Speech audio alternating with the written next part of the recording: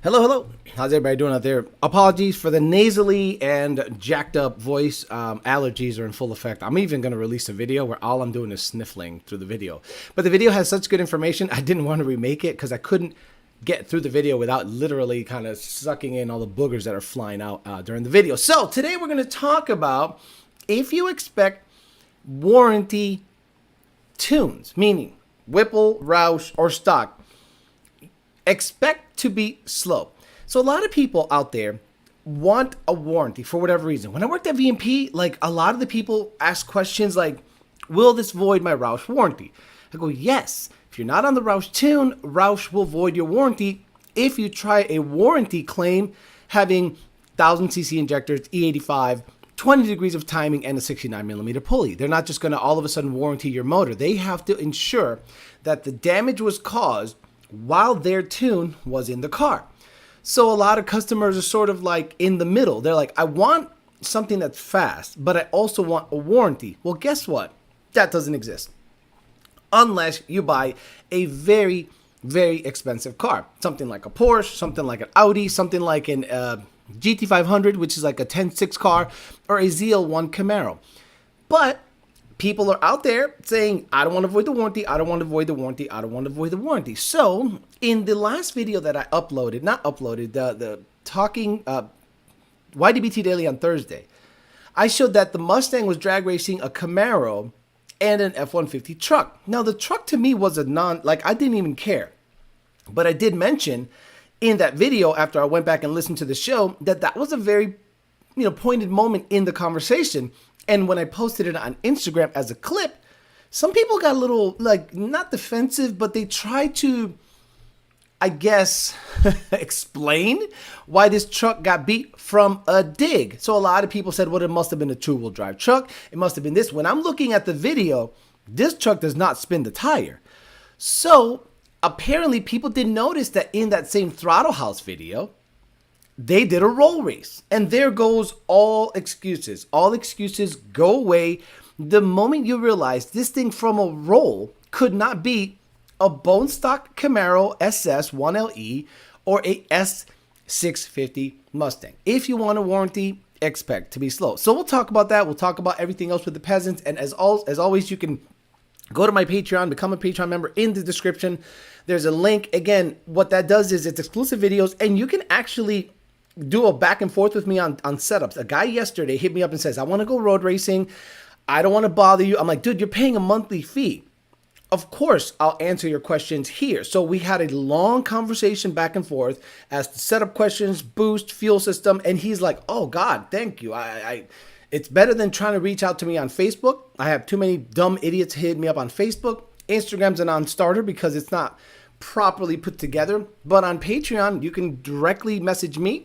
And it's like an email system, and you're paying a monthly fee for that. So not only are you getting videos, you're getting V&P dirt, you're getting tuning dirt from my first time at Lund Racing, you're getting a whole bunch of stuff on the Patreon stuff, and access to me if you want to just talk setup questions or whatever, or if you just want to support, or if you want to take your money from here to Patreon, that's okay too, but you'll lose your badge. So I apologize about that. I'll do my best to get everyone perks based on what they're paying. Here and on Patreon, but Patreon is the place to go, and that's a backup in case YouTube decides to do some cancel bullshit. But before we do that, we're going to go ahead and thank the sponsors. Make sure we give them a shout out. No, sorry, we got to do it live first. My goodness. Okay. We'll do it live. Okay. We'll do it live. Fuck it. Do it live. I'll write it and we'll do it live. Right. Fucking thing sucks. That's right. It does suck. Mr. Bill O'Reilly. He was interviewed by Tucker Carlson. It was interesting to talk about that clip. 2 Auto Solutions, Rami Zaidan, and 2 Auto Solutions. Having Limber down there, Esquimalito, and they're actually building cars. Race Motive, I got their shirt on. Check them out on Instagram. Check them on all the socials. They got some roll racing stuff going on. Up north, it's getting cold, so it's probably going to end pretty soon. Up there, down here it's 90. DNAHperformance.com, the online parts house of the channel. Thank you very much for being on board, providing parts to the people. I think there's still a YDBT at checkout discount. Check them out. PartsFarm.com, Parts Farm. They got a GT350R that I am staring down, dude. Sheesh, we'll see. Conformance.com. Ultimate Header, ultimateheader.com, PMAS, Nick James and PMAS, and Calimer Transmission, who yesterday ran his car at NMRA, and it ran 12-1 at 1:13, and then I went back and did some research and found out that Lund Racing has been 11.9 with a tune E85 at 120. Now, Calimer's car has a drive shaft, ported this, but it's not stock. So I'm like, dude, it's not. The S650 mod for mod is nothing close unless it gets tuned. And when it comes to tuning, that's where we step in and take over. So let's say hi to the people here, then we'll start talking about the video of Throttle House showing the F-150 getting beat on a roll. Clean 93 GT 2000 MCR Garage Bill Coyote. I'm Hung Solo. Bryson Witt, Smock 1. Joe Jose Garcia, RoboStyle, Titan Uranus. First people say hello. Travis, Nick G, D-Rock Fox, Ken McCall. That's what I do that. I apologize. My allergies are ridiculous. And in the video that drops at 5:30 today, that's all you're going to hear. Taylor Morgan, Dixon, Richard Whedon, Darren Harper, Maniac, Monty 540, Torque and Beans, Coyote Kelly, Wesley Stewart, Twan Legend, Jermaine, Pookie's sliding on the ops. Says good morning, fellas and ladies. Sam Morales, Eliza S550, Chris Anderson, Miniback Madman, JD Swag, Dane Austin, Ezekiel, Palacios, Slater, Elliot, Agent Orange, 2JZ, Fox Body, Angel Puerto Rico, Rican 50, Tim O, Boost Willis, Gregory Upvich, Clip Clop the Horse, Miniback again, Nat Jew, Matt Oliver, Sean O'Connell, Kona Blue, Jared Wells, Tony Dominguez, Modless, Capcom Racing, Kenneth Gwynn, Alfredo Diaz, Kylon, Jeff Betts, what's up, Mr. Port St. Lucie?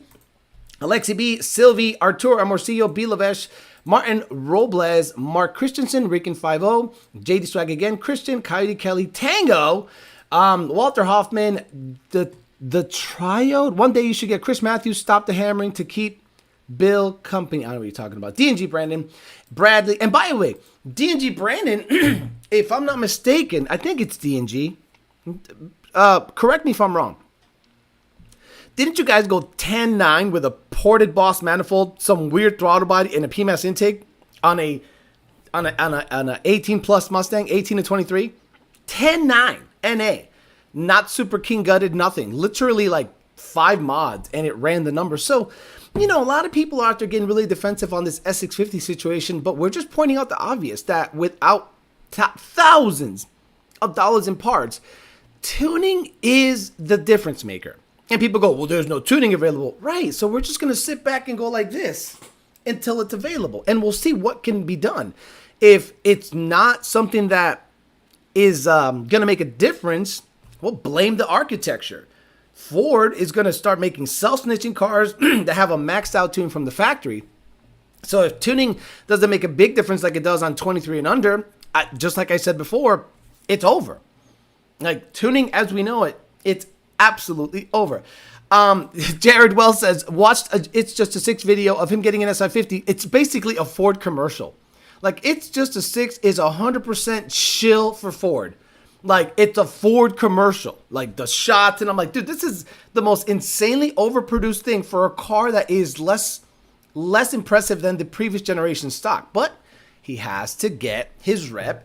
His channel is 100%, for the, new Mustang stuff. He wants to get in good with them so he can have a relationship with them. And then he said the fog lights, the lights fogged up at the end. Of course they did.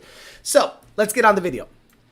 So a lot of people saw this video last week and were like, wow, Camaro and a Mustang beat a supercharged Whipple F-150 from a dig.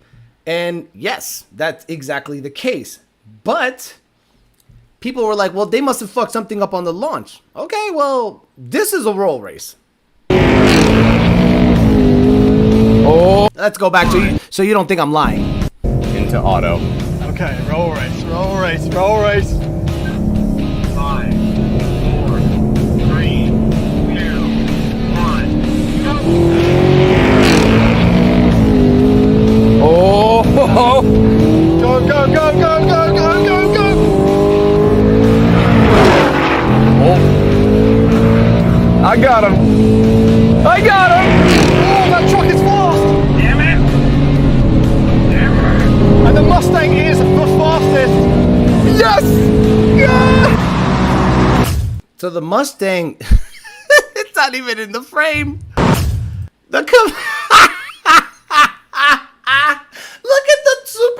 this truck, oh my Lord. I'm fucking dead. Guys, I'm so dead. This is why.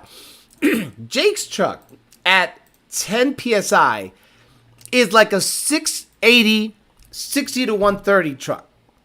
And it kept up with my S550 with a Vortec and a 3.6 pulley. Now, the ESS and the 110 pulley, no way Jake was going to keep up at 10 PSI. But Jake's truck ran 10.7 at 10 PSI on the street, on the draggy, from a dig. And I'm like, how much boost is this F-150, pulleyed for? Please tell me it's at least 10. And it is getting absolutely smoked. So imagine you're this guy. I really like the F-150, and I want to make sure that I want to have warranty, and I want to make sure that I have great performance, meaning not many cars are going to beat me. I'm sure I'm going to be able to walk a stock Mustang. I'm sure I'm going to be able to walk a stock Camaro, Challenger, Scat Pack, or 392, or whatever Charger. Well, according to that video, and this is why I'm very careful with my words. According to that video, no, not on the stock Whipple tune. And I went on Instagram and people were like, oh, this is bullshit. They must have done something wrong. And maybe that's the case. But on a roll, it's real difficult to do something wrong. So I'm going to go here and I'm going to talk. I'm going to show some of the comments on that video. So here we have Justin Dugan from American Muscle and Nick Perciello, who works for Whipple. I said, not all Whipple tune F-150s run 10. Wanting warranty? Expect to get your ass beat by a stock rear-wheel drive and a Camaro or Mustang. So Only Rear says, based on the quoted numbers of the FP700, it's on par with the SS and GT, but it's almost 10 miles an hour slower than both. And then Nick from Whipple says, first of all, these clowns don't know what they're doing. I'm sorry, Nick. It's a fucking auto truck. It's auto. The FP kit comes with a warranty and stock speed limiter, which they wanted. Customer that wants to go fast would buy a stage 2 kit with 135 speed limit. Oh, that's going to be much better. And the quarter mile can certainly run 10s with the right trim. Not according to that video. Custom tuning is great if you want to switch fuels and make more power. Then pump gas will support. Wrong. Wrong. The tuning will facilitate better shifting, better performance, a better octane logic, better in everything. An aftermarket tune is superior in all ways than a stock Whipple tune. Why? They have to live in the emissions sandbox. So what he says here is defending Whipple, which is what he's paid to do. But he's 100% wrong on that. He's saying it's custom. It's great if you want to switch fuels that make more power than pump gas. The aftermarket tuning will shift better. Torque reduction is lessened because on their tune, they have to live within the Ford parameters, warranty parameters, and aftermarket tuners don't.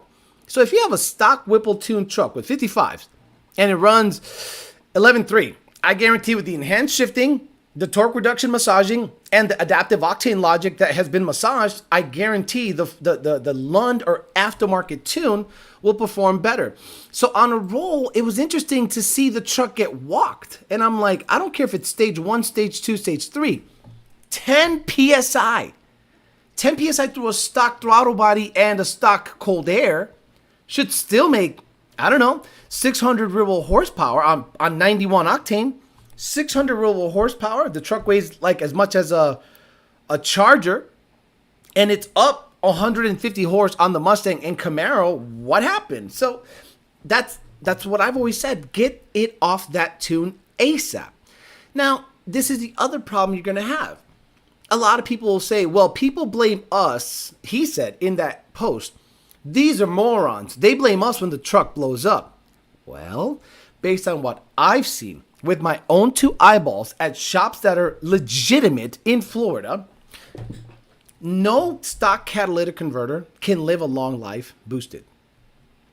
Roush tunes do not allow more than an 80 millimeter pulley on a 2.3. Let's talk Gen 2. Gen 3, I don't even care about. It's not non-starter. On the Gen 2 Mustang, if you get a Roush kit, the phase 1 is an 85 millimeter pulley, probably 8-9 PSI. The 80 millimeter pulley is about 10-11-ish. and you're still stuck on the LU47 injector, but you have a 6,800 RPM rev limiter. And when you data log that car at wide open throttle, it has to cool the cats with the LU47, which it's struggling to do, but that's why you have a lower rev limiter. So when you go wide open throttle, you see the lambda value, the AFR, drop. It goes full fat under the cap protection, let's just say cap protection threshold. All right, certain inferred flange temperature. Okay, dump fuel to cool the cat. And to avoid a misfire, because if you flood the car with fuel, it'll misfire. It'll go into this gurgly, weird misfire. They add timing, which in turn makes more power. That's why a lot of tuners saw that Roush was going all the way down to 0.71, 0.72 lambda, and were like, these things are making 600 real horsepower. So they did the same thing. They shoved it full rich all the time, not just with cap protection, and then shoved 20 degrees of timing to it. But understand this, they started doing that, allowing the rev limiter to be up to 7,800 where Roush did not. So no catalytic converter I've ever seen, ever, that allows shifting over 7,200 RPMs lives a long life under a boosted application in any Coyote. The stock catalytic converter is simply not designed to do that. Now on GT500s, they have a slightly larger catalytic converter, but if you get in a stock 2020 GT500 and go wide open throttle, it stinks. It stinks, and it smells like sulfur, rotten eggs, just kind of really nasty. And that's the catalytic converter trying its best to stay cool after you shove a bunch of fuel on it. That's why I'm kind of blown away that you don't hear a lot more of exploded GT500 catalytic converters, because maybe cap protection stays enabled. The tuners got smart with the Roush stuff and said, leave all that stuff the same. Don't shift it at 8,100 RPMs, and maybe the cats live a long life.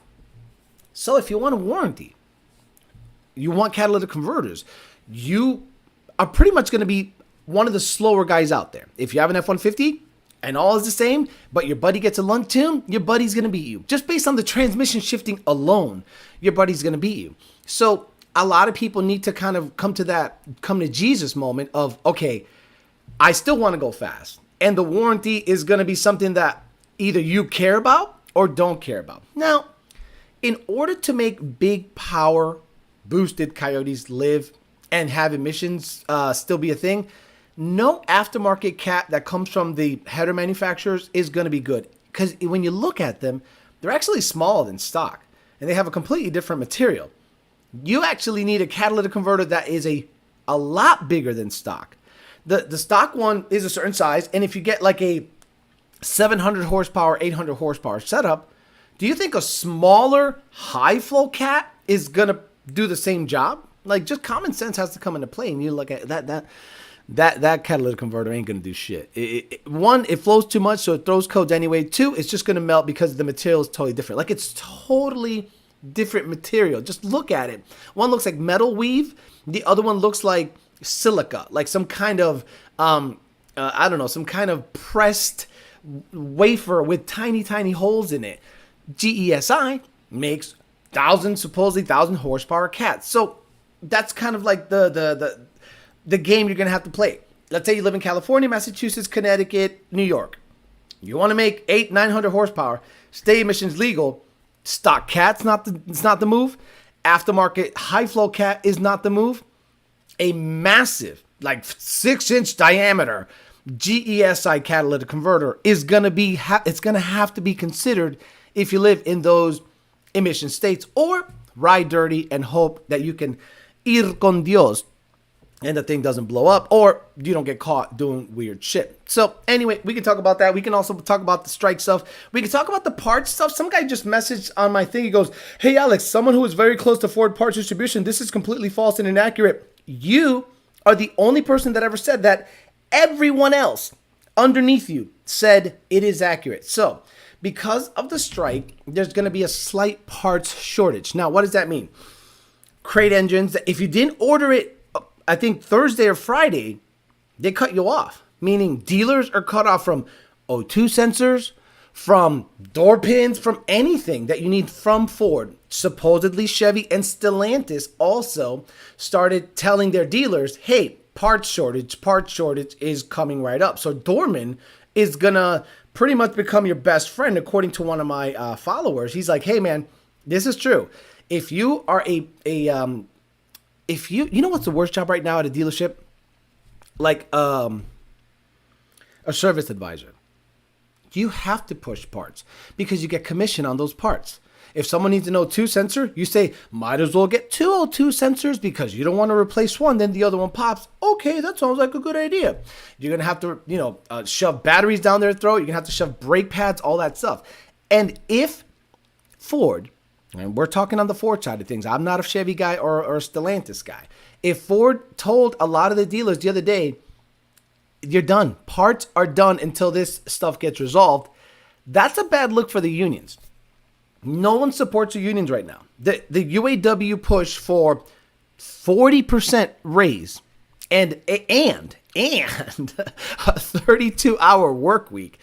Not anyone that I know that is in business, a small business owner, goes, I support that. Now, there comes the trickle-down effect of the parts not coming down from Ford, Stellantis, or Chevy, or GM. They stopped providing parts because they're union run. Good job, Big Three. Good job putting yourself in a position to be manipulated by democratically run left-wing unions. I know Donald Trump says, oh, we got to support them. Shut up. No, we don't. They got to get back to work. And then once they get back to work, slowly start phasing their jobs out, get them out of there. And now the chickens will come home to roost and you can move your plant to Mexico. Bada bing, bada boom. Trump has to say they support him because he wants the union support. But let's be honest, all union stuff when it comes to UAW specifically is a left-wing tool to manipulate industry via the workers. That's just how it is. All right, we'll talk, hang out. Am I full of shit? Whatever. We have a Roush car here that has 3 cats. That has had 3 cats installed in the past year. Yeah, Kenneth Quinn.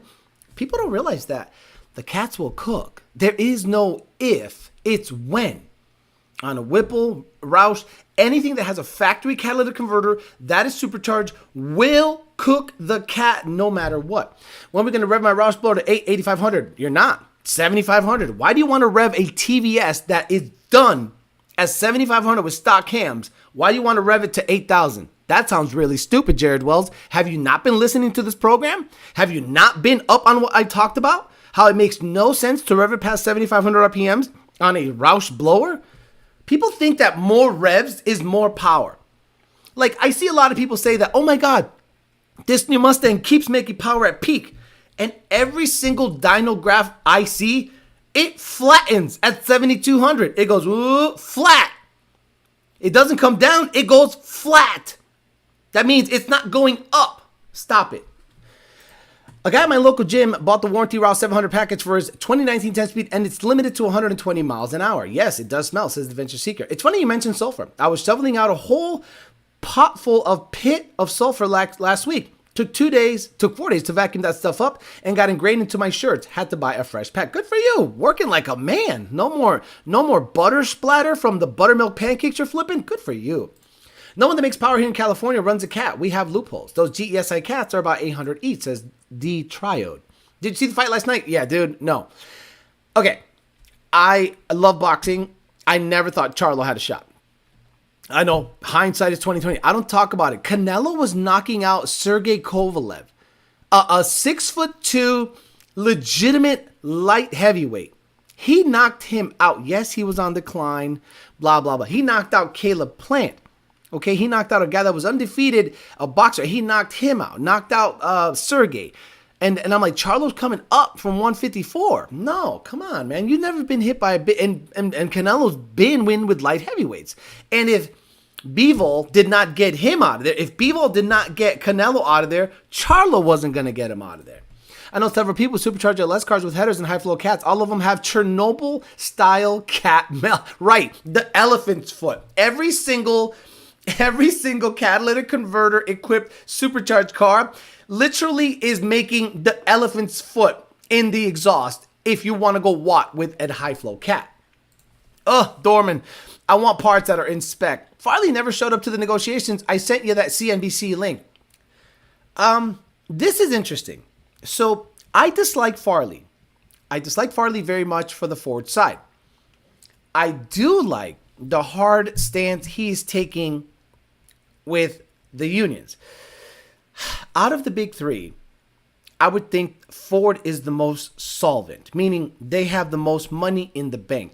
And there is no way they didn't see this coming and prepared for it. He can make or break the future of Ford based on his negotiations with the UAW. If Stellantis and Dodge cave, that means the UAW can do whatever the hell they want going forward. You understand? Oh, we had a strike. They gave us 40% and 32-hour work weeks. Productivity will go down. Quality will go down. Everything will go down. By the way, I don't know if you guys follow me on Facebook. I posted something that was shared to me. I'm not a TikTok guy. I hate TikTok. But this is a great thing that was posted on my timeline. So this guy was getting comments because this guy and I are on the same page. We're on the same fucking page. I like this guy a lot. This is the same guy, I think, that told us about the lifter issues on Godzilla Motors. So someone said, "You never worked in the plant. I live in Detroit, and I'm telling you, I definitely understand." Well, let's listen to what this guy says. You never worked in a plant, and I live in Detroit, and I'm telling you, I definitely understand. So here's what I get. I know people that work in the Detroit plant. I know people that work in the Chicago plant. And both of those people say the same thing about how the shit show is on the floor with the employees. Dude's like, I can work into work one day and be 3 hours late and never have to answer for why I'm 3 hours late. Walk right into my line, get started in my position, and go ahead and do my work and act like nothing happened. Dude said I literally left for almost a month because of the BS that was going on the floor, on the assembly line, in these plants and stuff, and came back 29 days later and walked right in the building and started working again. There's not a damn thing that they could do to me. Yep. Nothing that they could do to me. He said we have supervisors on the floor harassing people. We have other men that have conflicts on the floor while the line is going on. Missing shit being put on people's vehicles. Yep. Not snapping compartments in, not connecting connectors in. Missing 20 vehicles in a row before they even catch up. And this is on a daily, man. Exactly. So that's all I need to show you guys. And this is something I know happens. It's not something I think happens. It's something I know happens. I know how it works because I've seen it with my own two freaking eyeballs, where these people just kind of like don't really give a crap. They feel safe, and they're just not really about that quality life. Now, somebody must be listening to my show right now and sent me a picture of a melted catalytic converter with, I'm not going to say who tunes the truck, but it's definitely not a aftermarket tuning company. Look at that. This looks like a high flow cat. And these oh Jesus Christ, these high flow cats are no good. These high flow cats just melt. So guys, understand, if you want your cats to turn 90 degrees in the in the housing, I think I gave up who tunes it. Then have at it. Go get yourself a high flow cat.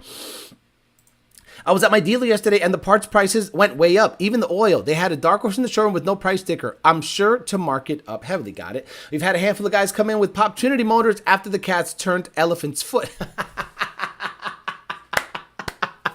Chernobyl style cat events. Regretted losing the sleep over that fight. Was not a good fight. Only want that extra RPM for the track T56. No, you don't want that RPM. No, you don't want that RPM. I'm telling you, 7,500 RPMs. Revving it higher does nothing. I'll move your rev limiter to 10,000 RPMs. If you blow it up and you say, Alex, if it blows up, it ain't your shit, I'll do it. I'm at that point right now. You think you know what's better for your car than the tuner that does it 50, 60, 70 times a day? Vaya con fucking Dios. I'm going to raise your rev limiter to 10,000 and say, rev it to wherever the fuck you want. If it blows up and spins a rod bearing, ain't my shit. How's that? That's where I'm at right now. Y'all think y'all know more than me about your shit? Go for it. Ford Boss Me. Yeah, that's right. Ford Boss Me is the guy that talks that shit. I believe that 9 million or billion grant that Ford got was because they're anticipating this happening. Remember we talked about that on the show? That it's basically an unsecured loan and they're probably going to piggy bank that shit.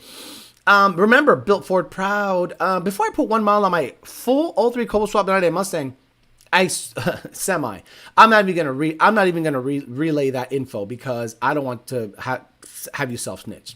You wouldn't get that from a European manufacturer. DJ says, buddy of mine has a Gen 3 Pro Charge P1ST and claimed he made 900 horsepower on pump. He's wrong. I called BS. There's no ways there's enough octane. He showed up on the dyno, 850 at 8,000 RPMs. Can you explain this? He's lying to you. He's lying to you. It's either octane booster, which is like a Torco mix, 15 PSI, and maybe 18 degrees of timing. Will it make 850? Yeah. Will it blow up? Yeah.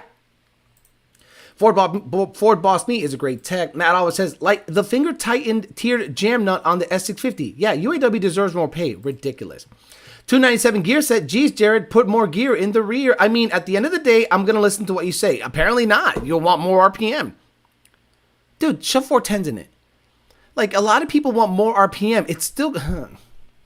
I can't explain it to people any better. Like, I have a real tough time trying to explain to people that are techs or come from a mechanical background.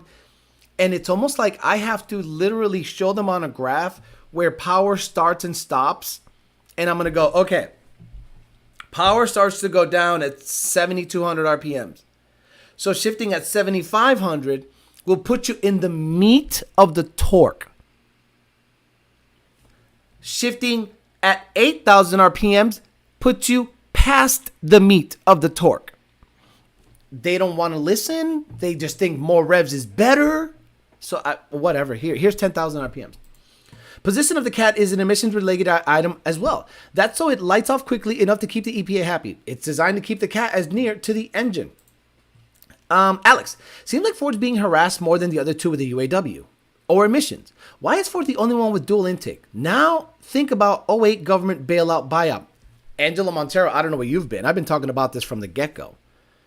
Like, I've been talking about the dual intake for 2 years because I had a picture of the dual intake on a Mustang 2 years ago, and I talked about it. I said, why would they do that? Then we got some, validation from why the dual intake setup was done. Look, how is a Gen 3 18 to 23 Mustang trapping 120 miles an hour with a tune with one throttle body and one cold air? Think about that. And the tune isn't sucking in more air. The stock rev limiter on a Gen 3 18 to 23 is 7,600, 7,700 RPMs. On pump gas, there is not 1 horsepower available with a tune.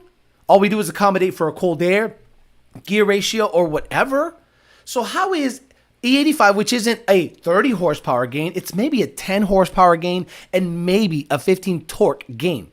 How is 10 horsepower, a cold air, and a tune trapping 120 miles an hour in a stock Mustang with 1 throttle body, 1 cold air?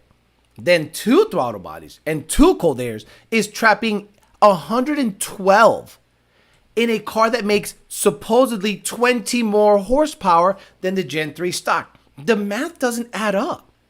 I'm sorry. So you guys can say whatever you want about who's doing this, who's doing that. The math to me doesn't add up. Something tells me either the Gen 3 was severely underrated or the Gen 4 S650 is severely overrated. Sorry, I lied. P1X, I told him at 18 degrees with whatever boost you're pushing, your motor's not going to last. He doesn't have cams and there's no reason to rev that high. Exactly. Well, centrifugals make power the higher you rev. That's just a different power curve. Shoot, I feel like I'm going to sling a rod at 7,500 RPMs. Me and Bondo talked about the rear gear a few weeks ago, and I'm going to go by... What? You and Bondo. What has this show said? I'm tired, man. Dude, this is the hard thing about being me. I try to give you guys advice based on stuff I've done. My Coyote with a TVS and a 266 T56 like the 410. I installed the 410. It ran 10.1 at 134 with the 410. Then people go, what gear should I put on a TVS car with a T56? Stop it. Alex, I blew my head gasket My boosted 15 car never overheated. What would you do when fixing it? How do you know you blew your head gasket? Are you sure you didn't crack a ringland? Are you sure you didn't crack a sleeve? How are you 100% sure? Think about it. A gasket failing alone without any hardware issues, sleeve, compromised head, piston issues, whatever, is very rare. I've seen people push a head gasket when it's 30 or so PSI where it balloons and then it swells back up and, and it reseals. So I don't know that you don't have mechanical issues, honestly. Douche mode weight is 24, 3780 without him in it, but he failed to mention he ripped the passenger seat out and who knows what else. Drag pack, drive shaft, lightweight suspension. Every other car weighs 3840. Every other base model, stock wheels, stock tires, stock brakes, stock exhaust, stock drive shaft, stock suspension, S650 weighs 3800. So, if you start removing seats, let's say 80-pound seats, right? The seats are about 80 pounds. They're not light. Yeah, that's about 3760 from 3840. So that makes sense if you ripped out seats. Spumoni Guitar says, Alex, love your show and got a question. I have a Stainless Works long tube header high flow cat and can't get catalyst monitoring O2 and O2 heater to read okay already. Thoughts? Slip fit stock Ford cats. Thanks for your help. Spumoni Guitar.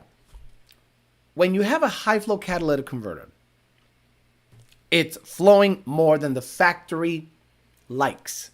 The factory computer needs to be happy. So the front O2 sensor goes, okay. Then the rear O2 sensor goes, cool. It's not flowing too much bullshit. Awesome. But you put a high flow cat in there, it goes, check engine light, P0420, P0430. Catalytic system inefficiency. Because it's past the threshold of the stock spec. Can you adjust it in the tune? No, it's an emissions item. Has Ford ever explained what gives the Dark Horse 20 horsepower different cams? No. And the tunes look identical except for shift schedule. As a matter of fact, Hennessy roll raced. Let's look at that. Hennessy, I think they're doing good. Showcasing, this is what you should be doing with new stuff. You should be showcasing the differences. So they drag raced and roll raced an S650 versus an S550. I'm sorry, S650 GT versus an S650 Dark Horse. So 143,000 views, that's pretty decent. So this is, I think, what the basics it is. From a dig, the Dark Horse is heavier and has a better tire. So it hooks up and gaps the GT. Check it out. Display capture. There you go, display capture. So from a dig, Dark Horse on the left, GT on the right. Heavier car, slightly. Better tires. Okay, that's an easy way to explain it.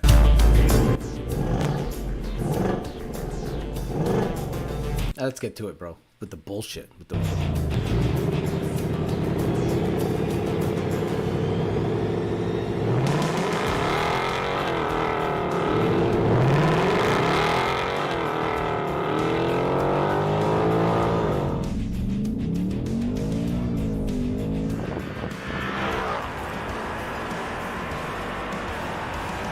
Notice the GT stops the pull. You understand? You all know what I think when a car stops another car's pull. Let's jack up the volume a little bit. So, beat it. Then they do a roll race. And this is hilarious because now weight comes into play and power comes into play. And the GT is not getting destroyed by the Dark Horse.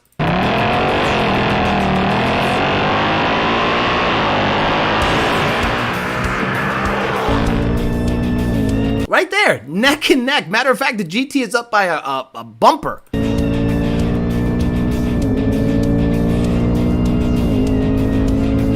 I would absolutely lose my mind if my $70,000 dark horse is line on line versus the $55,000, $60,000 GT or even a $48,000 GT. Dude. Okay, so then I think they did a 60 roll, right? I think they did a 60 roll after that.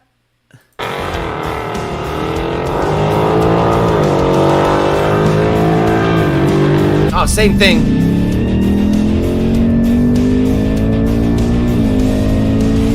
And boom, right there. The GT stops the pull.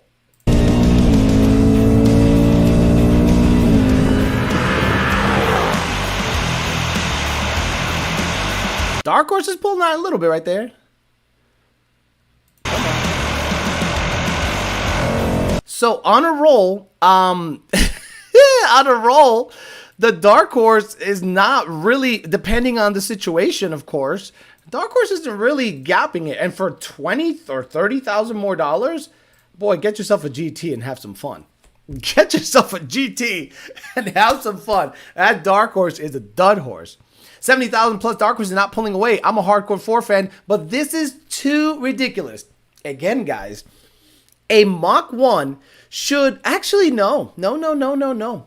Mach 1 with a carbon trap, stock tune, versus a 23 GT carbon trap, stock tune. It might be a good race. But let's go back to Gen 2. A GT 350 destroys a GT. It is up 100 horsepower, guys. So in the S650 era, the GT and Dark Horse difference is not that big because my reference point is 15 to 20, 15 to 17. Hell, let's just go all the way and cross streams. In 2018, the GT 350 stayed the same when Gen 3 Mustang came out. And the 350 was still gapping GTs all the way to 2020. Even if you had a 10R80, stock for stock. So, bro, I looked at that video and I'm like, bro, get out of my life with that bullshit. Get out of my life with this bullshit. $70,000+ adjustments, that's embarrassing. That's pretty bad. GT looked like it was coming. Alex, what gears would you do from a 700 horsepower centrifugal MT82 from a roll? What year car? What year car? Is it a 15 and up or 15 to 17? 15 to 17, 331, 700 horsepower, MT82. 18 and up, 373 or 410. So 331 for a 15 to 17, 700 horsepower, MT82. MT82 D4, 18 and up, 373 or 410. You need it because the gear split is massive. That's bad, honestly. I thought the Dark Horse was the one with 480. I figured it would be, it would need to, wow. I can't read what he fucking typed. I'm sorry. I about lost every brain cell I had left. That's enough. That's not enough gap for $30,000 more. Exactly. For $30,000 more. And here we go with the Schleckenbergs. What about around the road course? We proved that the 10R80 around the road course gets beat by an older Camaro. Dark Horse and GT is the same engine. GT is detuned to 480 horse. The GT was slower on the second pull because of the trans steps holding it back. Extra 20 horsepower from the resonator deleter. You're not wrong. We have an MBRP resonator deleter. The Dark Horse is just a gimmick. The Cotton Ball Cloud car show Mustang people support S650. Can't believe they'd rather have a Dark Horse over a 350. They're lying to you, bro. They want to have a Dark Horse. It's like having an iPhone. What is it? Are we up to 15 now? Remember okay. If you're an iPhone psycho, you look at a guy that has like a 8 and you're like, what a homo. I got a 15. And the guy with the 8 is happy. It does all the same shit. It probably doesn't have a better camera. It probably processes a little slower, but it does what he needs it to do. I think, no, that's not a good example because the 350 is a better car. So it's 3 years old. It has this port for years. Now, it has 100 times zoom and it processes really fast. But iPhone guys would go, this sucks. I'm like, this was ahead of the time. iPhone is catching up to Samsung S21s now with the camera and the charging. It has a better processor and all this stuff. The 350 was better in every way, shape, or form. If you want to say it doesn't have the tablet on the dash, cool story. If you want to say the GT350 didn't come with a 10R80 option, cool story. The 350 is better in performance. 526 horsepower. Over 480 or 500 in 2016. Okay. Stop it. Please stop it. Ran the 650 with my stick Gen 1. Made him see my tails. Felt bad for him, honestly. Only put 3,000 into the car. Dark Horse equals Screaming Chicken Mustang. We need Burt Reynolds running beer in the Dark Horse. DJ says, Alex, just wanted to thank you for your giving out this information for free. No, it's not free. If I were scrolling Mustang 6G, I would be on BMRs right now and be tuned with Tuna Kanuka tuning in Bangladesh because F Lund. Okay, gotcha. Wow, I can't believe I deciphered that message. The forums are AIDS. The forums push a narrative. I guarantee someone like JPC's mad at me that I'm talking truth, not shit. I'm not talking shit. I'm saying they got to do what they got to do. But I'm talking truth on the S650 Mustang. And it's probably they're like, what the fuck? We just want to sell parts. Well, I'm sorry. I'm not going to let my audience be bamboozled by suspension companies that throw their parts on your car and tell you that's why it's performing better. Steeda or BMR or anybody else. The performance was coming from the lack of weight. And maybe you could say, okay, the suspension company made a lighter part. Okay, then say that. Don't say that bushings helped you run 10.8. That's stupid. Who said that deleter? Was it Stang mode? It was Stang mode. We have an MBRP resonator deleter. Come on. This all boils down to clout. Alex pointed out a few live shows ago. I figured Ford would detune the GT to make the Dark Horse look better. Rich 50, yep, still on 13 with S550. I know, gimmick when I see one. Roll Tide, Alabama, says Patrick. Honestly, that Voodoo with the 10R80 would be interesting just as a thought experiment. Yes, but the problem is you can't control the cams. Boy, that's a good one. See, a lot of people don't realize that the computer dictates what we can do. So, if the cam plugs are different than the computer's generation is looking for, you can't just custom OS it to death. So in order to, wow, what would have to happen? In order to tune a Voodoo with 350 cams on a Coyote motor, a Coyote computer, you'd probably have to change the cams to GT style cams. Or the harness might, again, that's why people get involved and they're like, it just sounds like a nightmare. It's not just like flipping a switch and go, oh, just swing the cams here. What engine harness are you going to use? 10R80s came in Gen 3. 10R80 have a tied to a Coyote engine harness. The Coyote engine harness plugs, I don't know if they physically plug into a GT350 style receiver on the cam side. So that dictates everything. S197 or S650, changed my mind. I've been telling most people S650 is a dud. Save your money. The past Gen 1, 2, 3 are the future. Exactly. I told you the past is the future. The S650 is proving to me that the emissions standards that the government is placing on these cars and the encryption is going to make that car less desirable. So if you're a Corvette guy, what's the most desirable Corvette? The one that the aftermarket supports the most. Now, people are going to say, but it's too early. You don't understand. The C8 Corvette took 2 years to get tuning unlocked. And a lot of people go, see, it only was a matter of time. But to this day, oh my God, where is it? Please tell me I have it. Please tell me I have. To this day, you're going to build a C6 or a C7. You're not going to go, well, finally, tuning is out for the C8. Time to build one. How much does it cost credit-wise? Oh, Alex is talking about money. Again, Corvettes aren't cheap to begin with. You're telling me if you're a Corvette guy and you got your chance to build a C6, a C7, or a C8, all are tunable. Money is no object. Which one are you going to choose? Probably the C6. Stop it. If you want to see something really sad, I sent you a race between, again, I don't know where you sent it. I don't know if it's on Instagram. I am not going to go troll all the sites. If you didn't tell me where you sent it, I don't care. Love you. Dark horse, to be faster on the road course will be heavily dependent on the tire suspension. My money will be PP2 on good tires. We said that last week. Alex went to the dyno on a 95mm May 916-700. Seems healthy. Your thought? That's very healthy. Be careful because now you're entering that weird area of like heat and engine exploding. If your car's not built, see, a lot of people don't understand what the ring lands are doing or the stock ring pack gap, what it's doing to the ring lands. On Gen 3, you're going to see a lot of guys make big power, but then the ring lands let go. I had a ring land let go with a 3.3 pulley on number 7 cylinder. It just coated that cylinder in oil, but the piston looked good, and I'm like, okay, theoretically you might be able to replace the piston and be good, but I wasn't going to run that risk of tearing it down, putting a piston in it, and hoping everything's going to be good. So when you're boosting a car with stock bottom end or stock motor, the ring gap was intended to be a naturally aspirated ring gap.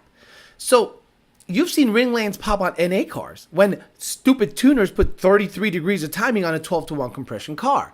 So if you're going to run that kind of power constantly, Eliza's S550, man, you got to take that motor apart and gap the rings to boost its specs. Love you. Jovin's SR8. Anybody knows if putting billet shift forks on carbon synchros with the RST clutch is worth it? No idea. Have to ask Ben Calmer. It's the C6 platform, and it's not even close. There's 680 350s out there as far as it goes. Yeah, but I guarantee the cams are GT cams or something similar. C601, exactly. Thank you, and keep up the great work. Have you heard of SCT tuning devices causing monitors to not read okay for a catalyst, O2 and O2 heater? No. The tuner does, okay. If the tuner did not turn on adaptive fueling, it might do that. Meaning it's still short-term fuel trims only, not long-term fuel trims. But the STT device itself, no, it's not doing that. C6 would destroy a C8 built. Exactly. So $3,000 in credits to tune a C8, put a Maggie on it, put twin turbos on it, but it's got a DCT, latest and greatest. Rear engine, latest and greatest. Still, people are buying C6. And good luck trying to find a C601 under $80,000. I wonder how much I could sell mine for. I mean, I got it for 60 something. You're crushing the S650 softy buyers. I just don't understand why Ford wouldn't run the S650 versus the S550 and go, wait a minute, we can't release this. Let's fix this because it's too late. Remember, the development for the S650 was being done during COVID. Shut down. Everything went to shit. Supply chain issues. And you don't think Ford knew they had a looming disaster with the unions coming up on the contract negotiations? Didn't you think that they forecasted this? Don't you think those union workers on the line were talking all that shit? Wait until September 2023. You're going to see what's going to happen. Boom. Now they're here. Ford's like, get these out the door. Get these out the door. It's missing a turn signal on the rearview mirror. Get it out the door. We don't care. We need to sell these. Get them out there. Get them out there. We'll fix it later. We'll do warranty work. We don't care. Get them out the door. Now the car's out and about. And you're like, this sucks. It's not as good as the previous generation. And Ford's like, well, not our fault. And then, boom, they shut down. They shut down manufacturing. They shut down parts. Now you're an S650 guy going like this. Now what? Now what? How long is it going to take before I get some kind of tuning? How long is it going to take before, let's say you want to do something to the car that requires Ford parts? Ford, I think, knew this shit was happening. They knew that the previous generation was probably quicker stock, but they have to be within government specs. If the government got out of the way of the automobile manufacturers, my goodness. Alex said, I said it on Instagram in the message. I know, I'm reading 15 messages. And I bet you you're not like a friend of mine on Instagram. You're like in the requests somewhere. Yep, you're in the request. You're in the fucking nether regions. you're in the nether regions of my Instagram. Like nowhere to be found. Nope, nothing. Absolutely nothing. General, nothing. Request, nothing. You're not there. You don't exist. Sorry. Bye. Love ya. Again, that's why I did the Patreon. Alex, ran a head gasket tester and it failed. Got codes. Misfire. Started on misfire cylinder number 5. Cylinder 8. Antifreeze disappearing for the reservoir. See if, so how do you know you didn't crack a sleeve? 6'3" soldier. If you crack a sleeve and the coolant makes its way through that sleeve and it burns up the coolant, how do you know you didn't crack a sleeve? It's putting a billet ship. Oh, I already got that. You said it twice. Price point on the M340 costs the same as a GT. Don't care about MD BMWs. So does the Coyote computer have the ability to change the firing order? Yes. I would think that's to be an issue to go with the Voodoo. No. You don't get it. It needs to be, the firing order can change, but the injector mapping has to be done in the, it's not worth it. It's not worth all that shit to put a 10R80 or 6R80. You can't do a 10R80 behind a Voodoo. I mean, you probably could, but by the time you're all said and done, you're like, this sucks. I shouldn't have done that. It's actually slower. You can sell your Z01 for $70K easy, maybe 75. I don't think so. It's a well-driven, you know, it's not perfect, but I love it. Where did you get the 24 regular? I don't care. I was looking for a new car to play with. Picked up 17 6R80 yesterday with 90,000 miles. We'll be London soon. Badass. G80 M3 over S650. Woke management plus millennial Gen Z influence. Explains the stupid S650. M. I don't care about BMW, guys. You guys are weird. I love you. It's probably a better car, sure. I don't care. I don't want to bring Jay Walker in here with his beaker and lab coat mixing E50 at the tank. At the gas station. Think about a car with today's power and 6 E's emissions. Crash testing and mile per It's so light, super dangerous. Oh my God. I felt stupid for buying the Gen 3. The 24 GT made that go away. Can a poor downstream O2 sensor cause long-term fuel temps to be off? Yes. I'm not going to stay on the 95 millimeter. I'm going to pull it to the 100 millimeter. I would pull it to the 110 and live on the 110. I made 795 ruble horsepower with the 110. I'd live on the 110. Ford knows the disaster, says Unreal SVT. The drift stick, the key fob gimmicks. Oh, let's do that. Love you. Thank you very much. So, the drift stick is a feature of the new Mustang. Let's listen to a throttle house, and I don't care about the drift. Oh my God, Jesus Christ. Why does YouTube do that? Why does it autoplay? Why can't it just like stay paused? Okay, let me see if I can find the part where he's driving with the drift stick and he's like, I'm sorry, this is whack shit. Let's see. Hey, throttle house, I'm trying to give you a shout out here. Don't be copyrighting my shit, please. I'm just, come on. We're all buddies here. We're all on the same team. You know what I'm saying? Okay, so he talked about the drift stick and he talked mad shit about it. It was fucking hilarious.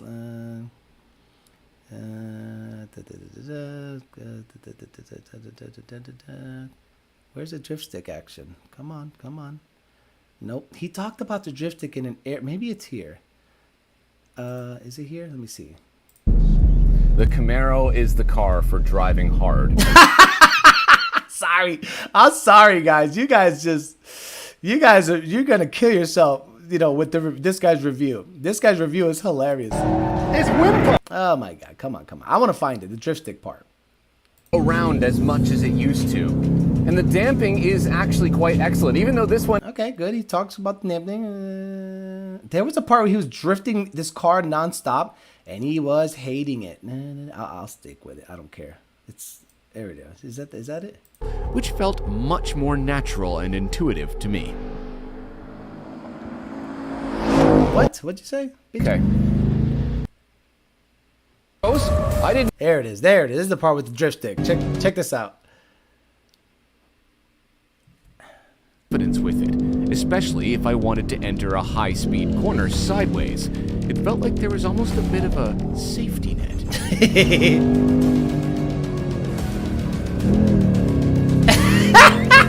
Okay, no, The not drift stick. The drift stick that doesn't drift. that didn't work. You have to get it exactly right, and the window of correctness is way too small. I don't have any predictability. I'm going in here in third gear right now. Turn the wheel, hit the handbrake. No, there it goes. I love you, House. He pulls the handbrake. It doesn't do anything. He releases the handbrake. Then it goes into a drift. Third gear right now. Turn the wheel, hit the handbrake. No. Boom. Okay. He took it off. Right there. He took it off. Then the car goes into a drift. No, there it goes. I didn't even do that. Good job. Good job. Even the drift stick is a freaking dud. You guys talk. Look, I love you. I love being proven right is it's satisfying. But this is sadness. This is legitimate fail to deliver on in all aspects. Car is slower. Car is not tunable. One of the features of the car, the drift stick, does not work. The car has stiffer steering and it's sloppy and it plows all the time. I'm sorry. I'm sorry, guys. How can I would be the biggest nut riding douchebag if I said this car was badass. Ignoring the drift stick, the slow, the lack of tuning, and the lack of performance overall. I'm telling you, if you bought this car for the drift stick, you're going to be sadly mistaken. The death stick is what it should be called. He said, I didn't even do that. Pulled the handbrake, did nothing, brought it down, then the wheels locked up. Yeah, okay. Tell me about this S650. I was going to mention that they did that electric brake crap, so you got to pay for the brake job. My girl's Acura has to go to the dealer to have computer set for brake change. I drive a shortage era GM, $100,000 truck. Half of the stuff doesn't work. The fix it later mentality sucks, and my brakes sound like a C line.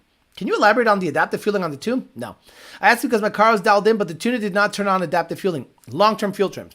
It's just long-term fuel trims. That's all. You need to have the long-term fuel trims turned on. If not, it won't set any monitors.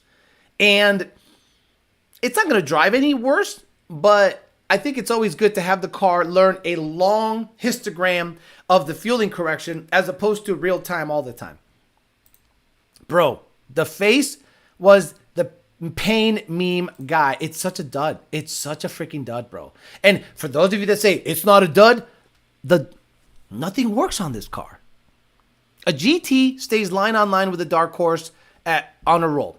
On a dig, the dark horse's weight and tires are in an advantage. The drift stick does not work. The handling is not good. It is not tunable. Keep repping this car all you want. Keep repping this car all you want. But it revs on a key fob. The meme, we don't condone this, buys X650. You do whatever you like. Live. Recall for drift stick reprogramming coming soon. And guess who was responsible for programming the drift stick? A drifter. Vaughn Gittin. A way that he likes it. What if you don't like the way he had them set up the drift stick? You're screwed. Slaughterhouse is the best for sure. It is one of my favorite. Like, I used to watch Top Gear, but then it just got smarmy and dumb. Even the old guys, I just kind of got sick of. The new guys didn't even bother to start. But when I watched Throttle House, I'm like, all right, these guys are younger, and they seem to understand what the customer wants. There's no story. There's no drive to Italy to get bread. It's just like, here it is. This is what the car runs. This is what we think about it. Have at it. I thought the Mustang was supposed to be a straight line beast, not some kind of Japanese drift car. Ford really knocked their head to the wall, giving the 650 a drift brake. Someone already crashed S650. There has 3 now totaled S650s in Copart, Midway, and I think Parts Farm. Not defending the drift stick, but he said it works as intended with the manual version. Okay, you're right. You're right. It's auto. So that might have a lot into it. But why have it? If you have an auto and a drift stick, you're like super retarded. Sometimes you just don't want to be right. It's almost like losing a good friend. The key rev feature is super gay. Ford weekend, they had the S650 there, and for about 5 minutes yesterday, all they did was key rev it. Donna House said it. Confirms what Alex has been saying for months now. Ford chose technology over performance. Sad days. Alex looking at a clean 16 MT82. 100% getting a Lund tube. Is there any way I can ask you to tune it? You can ask, sure. I don't know that you'll get me because we just don't do that anymore. It just... There was a guy that I was tuning, and it made like big power, stupid power.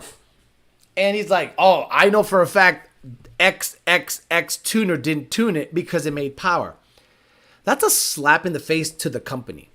See, the tuners don't, the customer doesn't understand that we all are the same. We get our direction from the top. Senior, junior, boom. This is how you guys are supposed to tune. These are the thresholds, and these are the ways you're supposed to kind of set things up. Cool, got it. Here you go, sir. Wow, it made big power. I guarantee Alex didn't tune it. So, we wanted to stop that. Because you guys don't know what the fuck you're talking about, right? Like, let's be honest. You guys don't know what the fuck you're talking about. So, if you have Junior tune your 1100 horsepower GT, and then my name pops up in the tune, no, can I have Junior back? Why? It's the same way I would do it. Yeah, but, Junior's better. I'm like, okay, whatever you want, buddy. LT1 Camaros are running 11.4 stock with the drag pack, way cheaper than the Dark Horse and a little cheaper than the GT. Drew Pierce, would you go with the N2 MB Watt Box or MST two-step for a 17 GT, or try to work it into the tune? There is no two-step in the tune, so you can do either. They'll both work fine. They said straight out drift stick works with a manual, but don't know why it's on an auto. Me neither. Old Top Gear was the shit. It was garbage. Total garbage. I like how they wait until the end to give an honest opinion. Had you wondering what they really think. Alex, what do you think about the 6.8 liter Mustang? Let's face it, it's a parking brake. Yeah, but it doesn't stay up, does it? Someone already said that they're selling this long block of a wrecked one in Texas. SC Formula says drift stick would be all the crowd stick. Yes, because now the width of the car can take out many more cars sideways than straight on. I hope I get tuned by my Lund calibrator. I get a lot of guys that say, I want Dakota, I want Brandon, I want Alex, I want Lund. Lund is Lund. You're getting a Lund tune. Junior doesn't have specialty files for a JLT 93 octane car. Just, it's one file. Mars Racing says 15 GT, sleeper Hellion, forward turnstile, twin pump, triple hat, ID 1300s. Starting to break up really bad under watt on E. Added a fuel system cleaner when I was in 93. What should I check first? Send log. Your springs. You're probably experiencing valve float. If you went past 15 PSI and you turned it up, and let's say 12 PSI, no problem. 13 PSI, no problem. 15 PSI, valve float. So, if there's all of this knowledge by the customer, then why is the customer paying for a company to tune their car?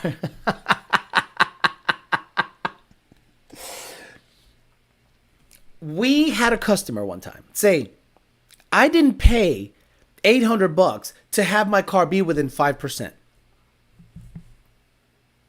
You mean within factory spec?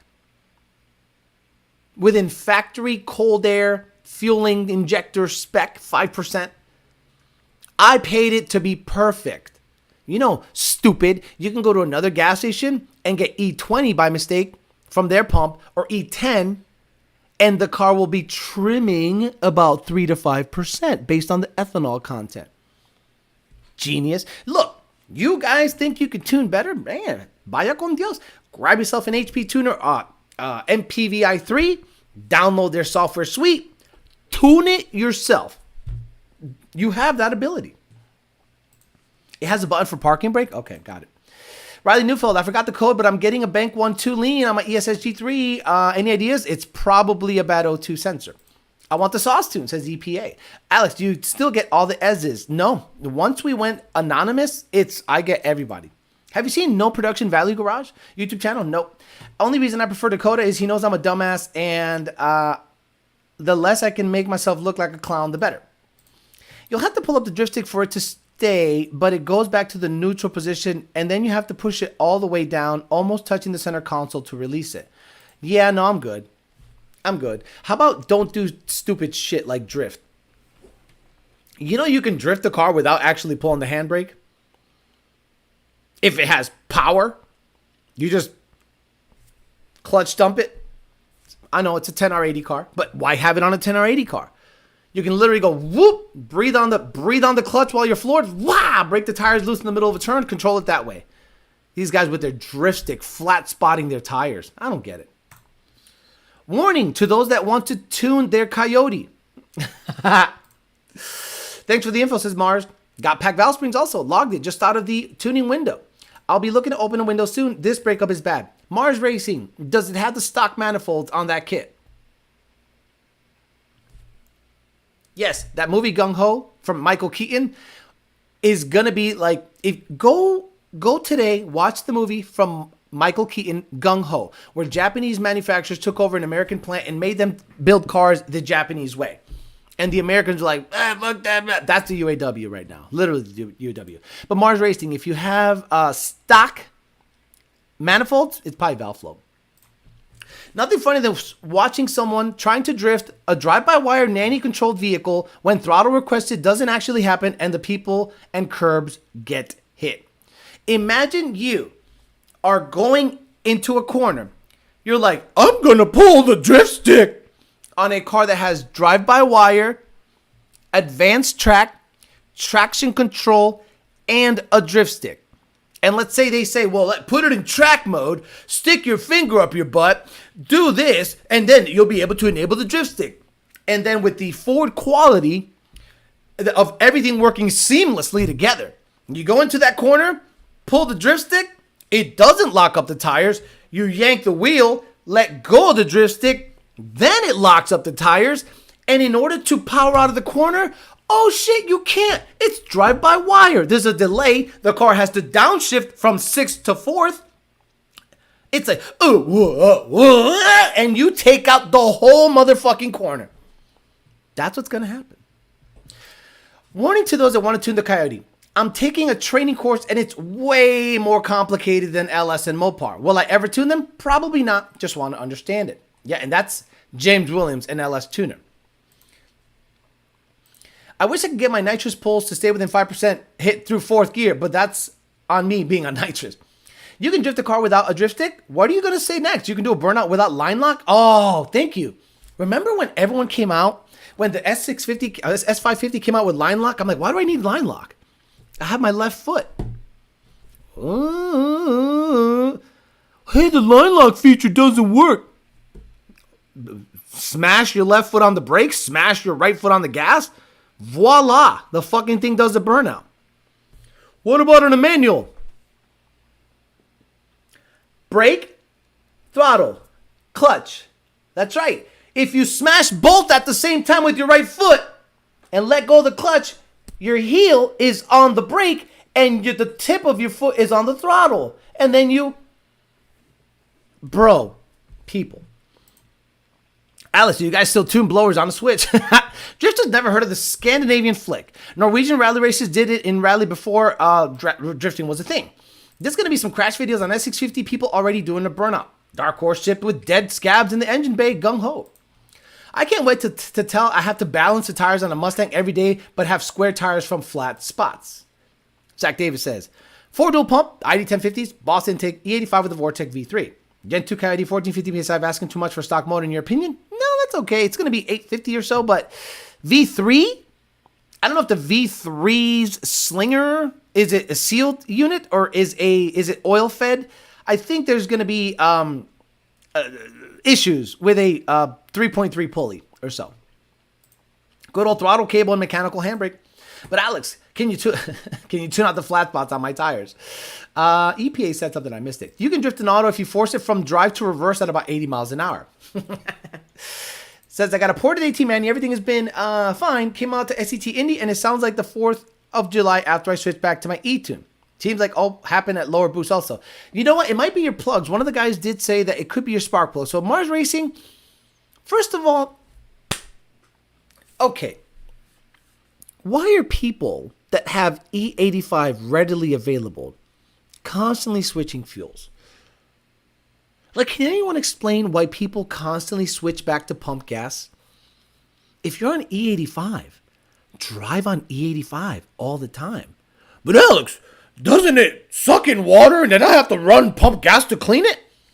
I have never not been on E85 with my GT500. In my red car, I had never not been on E85. For years. The Fairmont, always E85. Like, I don't understand these people that maybe you don't drive it enough. I don't know, but like, stay on E85. Gas mileage on a car you race? That's the problem, people. That's the problem. That's what we have to deal with. Hey, Alex, I love my E85 tune, but I'm getting about 30% less miles per gallon than normal.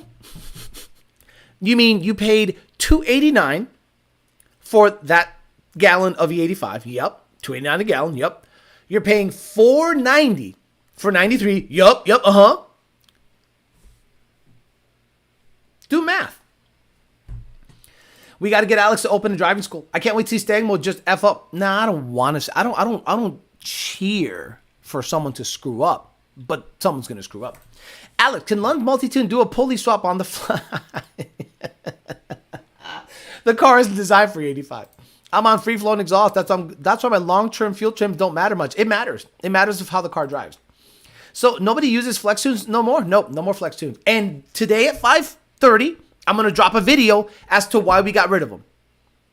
I'll drop a video. The problem is please forgive the sniffling. I'm trying to get you guys info. Understand that, please. I got allergies, I got tooth issues, I got a bunch of stuff, but I'm still trying to get you information. So forgive the sniffles, but I'm telling you the information in the video, and I'll give you a preview. I'll give the peasants a preview. It's so good. I talk about why we stopped fucking with flex tunes. Sorry, I got to go in there and find it. Content. Wow, YouTube is slow content. Here we go. Wyland Racing got rid of flex tunes. And there's a part where I talk about at the end, close to the end. Here we go. Let me see. To empty. Oh, here we go. And the car doesn't start. Fill up. Not 2 gallons, not 3 gallons, not 4 gallons. There we go. Yeah, I'm talking about this whole situation where people, when they switch fuels from E85 to pump gas or vice versa, they don't fill up. They go, I'm going to put 5 gallons in it. And I'm like, why? Why don't you just fill up? So let me see. Let me see if I have the thing where I talk about it right here. And we'll see how it's doing. This is what people would do. Well, I'm at the gas station. Car has about 20 miles to empty, meaning 2 gallons of pump gas. Let me put 5 gallons of E85 because there's no flex tuning. Okay, let me just start it right now and start logging right now. That's what they do every time. Meanwhile, it hasn't mixed in the tank. It hasn't made its way through the lines. It hasn't made its way through the rail. It hasn't made its way to the combustion. Exactly. And that's why we got rid of flex tuning, because you guys screwed that up too. Like, I'm blown away that you guys didn't even understand what flex tuning was. So in that video, it's like 15 minutes of explaining specifically why the flex tune was ditched. And it's not because of us. It's because of the way Ford infers flex logic. Ford infers it via the O2. Chevy samples the fuel via the rail with a flex fuel sensor and tells you the fuel that is about to go into the combustion is testing at this much. Whereas Ford goes, it's already burned? That's about E80, but it doesn't know if you have a vacuum leak. It doesn't know if you have unmetered air coming in. It doesn't know anything. So when you watch that video, listen, and please forgive the sniffles, and you're going to go, holy shit, that's why Lund got rid of the flex tuning. Yeah, Desmond, pretty much. Like, okay, so imagine you show up to work, and you have 80 emails. 60 of them are people confused as to how the flex tune works. So we said, yeah, no, we're good. We're gonna vaya con Dios. See you later. The exhaust manifolds are restricted, so they call valve flow. Why wouldn't you fill up? No E in mass, but I'd be able to be on the time if it had it available. Wait, so not even if you follow this channel, I can't request a flex tune? No. Sam bolted on. I need to speak to senior. I've only ever put E85 as per Alex. Since I got my Lund tune since 2020. Only had to put 93 when E85 pumps are out of order, and it's been a handful of times. The end user always messes it up. Yes. Did y'all see the Vortec F-150 run like ass from a certain Lund hater. Wait. It makes 800 horsepower and didn't even run 10s. Hit the torque tables the whole run, Riley Neufeld. No, I did not. Sorry. I don't even know what you're referencing, to be honest with you. Is that the new sensor you have for the ZR1? Yes. So the ZR1 samples fuel. Chevy, GM has a flex fuel sensor. And you take this wire, put it in the computer, turn on some tables, and it has flex tables based on ethanol percentage in the tune.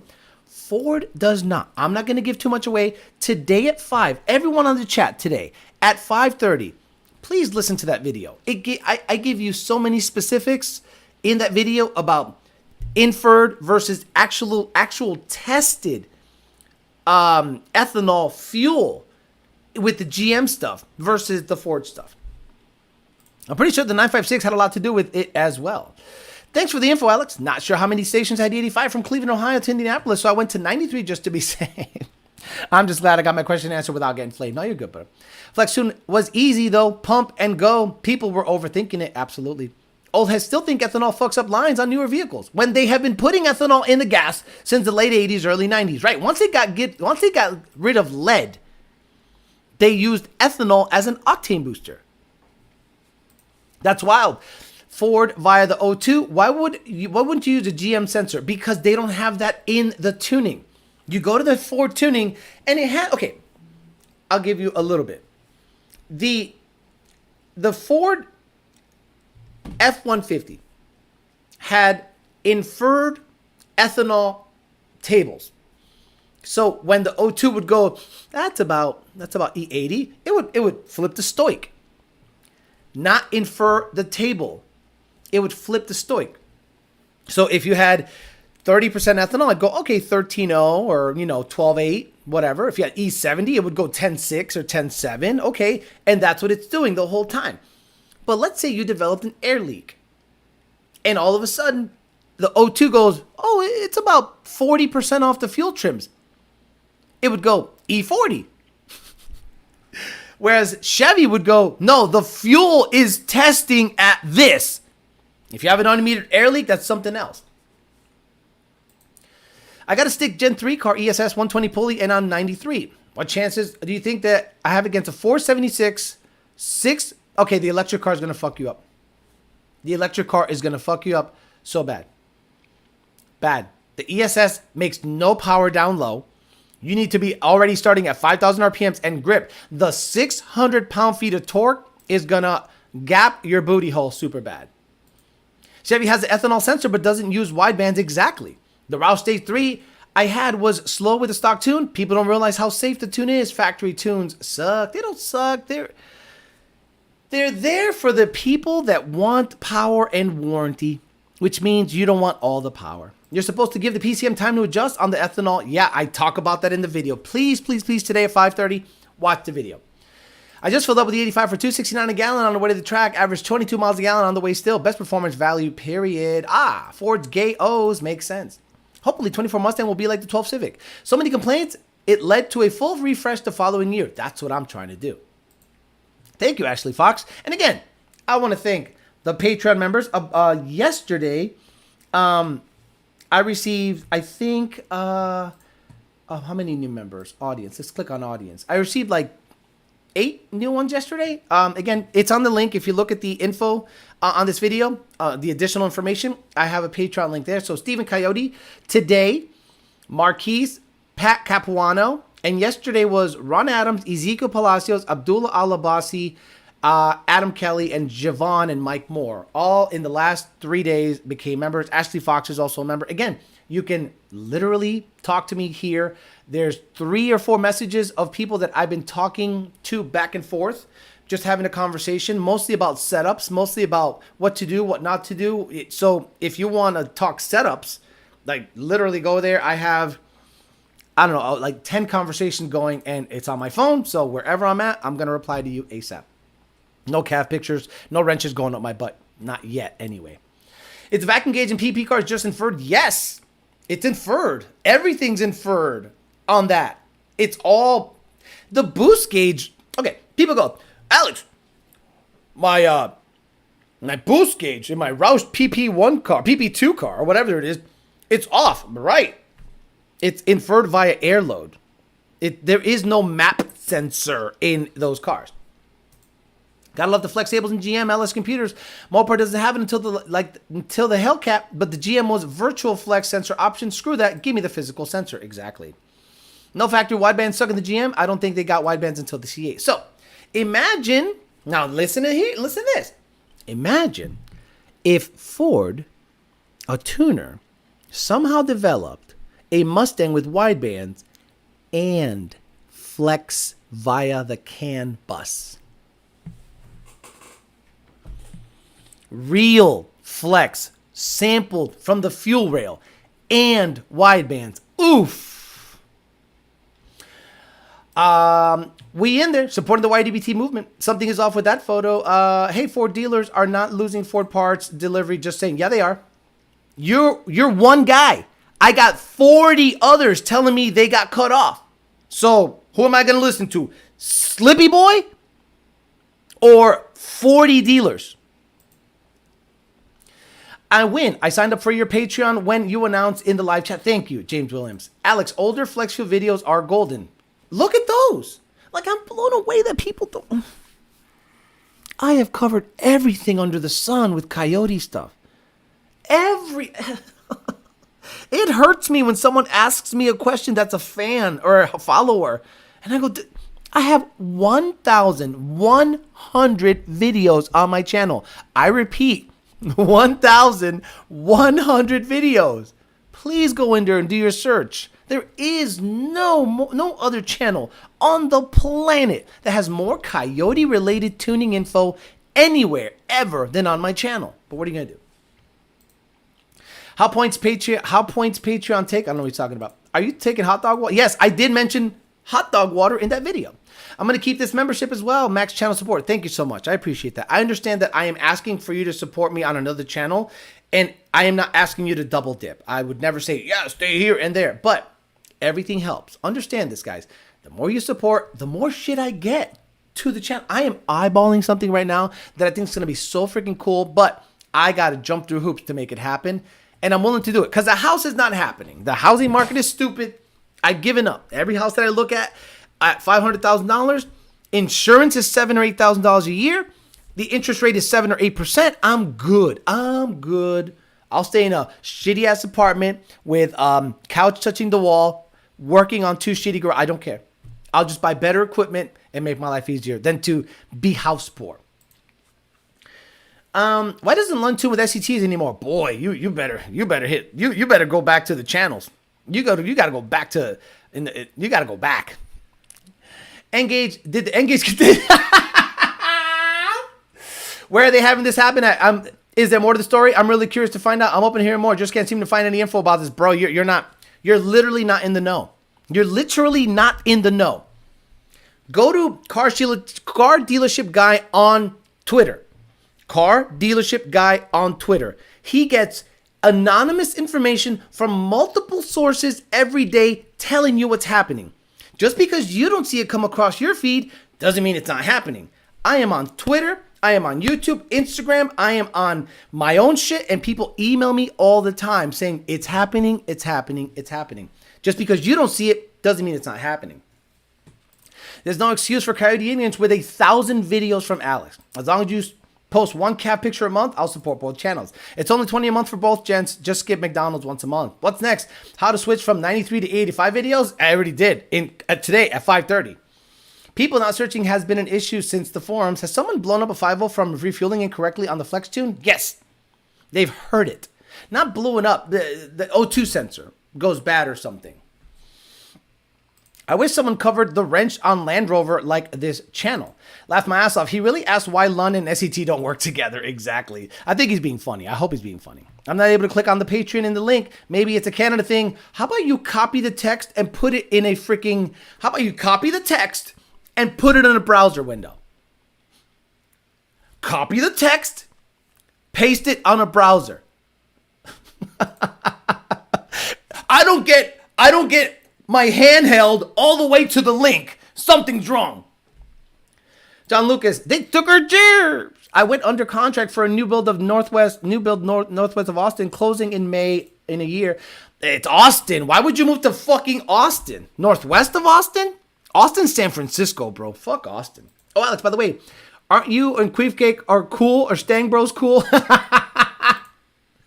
This guy's not even up to snuff on shit asking about STT. A very good friend of mine is a parts service director. Oh, okay. So a very good friend in one dealership in Georgia, but the 40 I've heard from are wrong. Okay. 1 versus 40.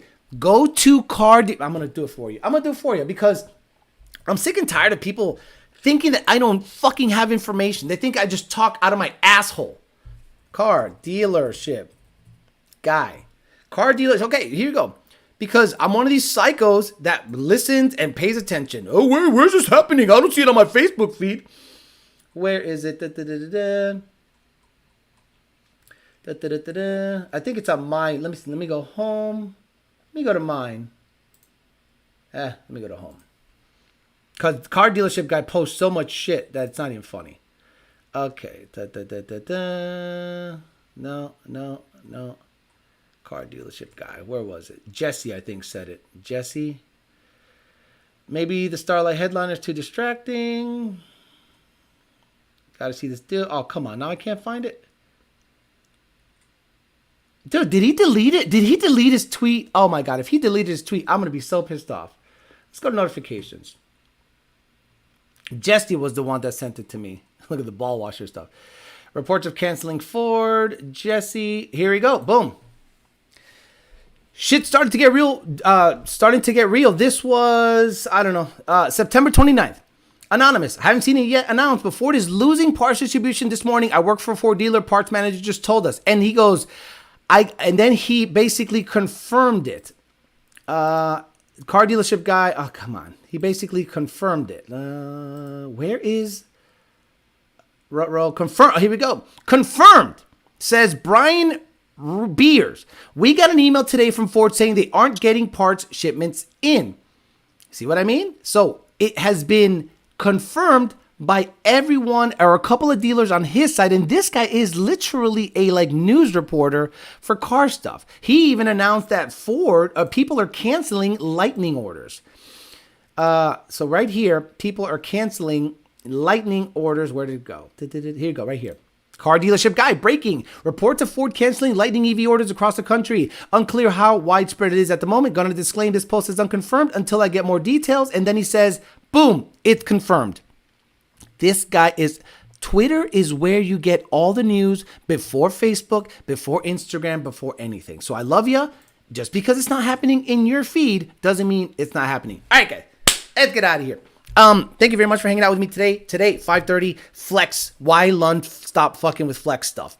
I will explain it in as much detail as I can at 5:30 today. Please forgive the sniffles. I am suffering from severe allergies, tooth situations. I'm going to be like this for at least 4 more months. So please bear with me. I'm trying to get you information while I'm not feeling the best. All right, guys. I love you. I'll see you guys Tuesday. Today again, 5:30, video coming out. Tuesday, we'll talk some shit, see what happens over the weekend, and we'll hang out and see what has happened between Sunday and Monday in the tuning Mustang S650 Lightning UAW situation. All right, guys, have a good rest of your Sunday. See you guys later.